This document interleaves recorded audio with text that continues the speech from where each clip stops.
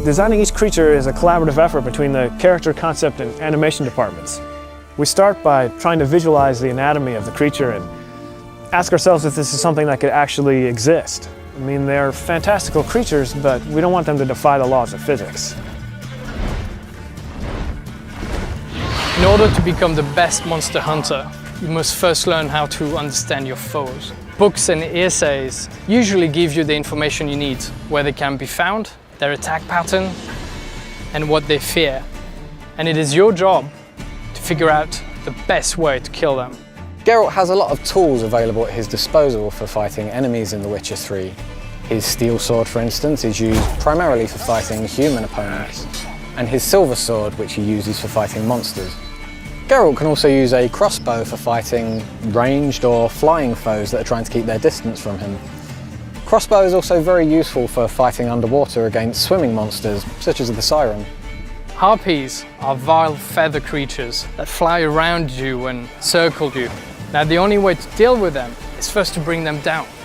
And that's where your art spell comes in handy.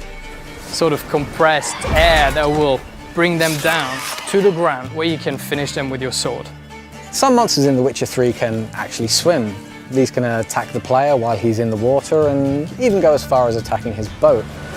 This can be really dangerous for the player if the monster has a natural affinity for water, such as the Drowner. Drowners are creatures that live in swamps and will snatch at anything that comes near their ponds. And these particular creatures absolutely hate fire and they fear it. And that's where your Igni spell, a flame that bursts out of your hand, comes in handy. And that is the best way to kill them. With the werewolf, a bomb filled with silver powder will take away his regenerative abilities. This will make it much easier for the player to defeat him after.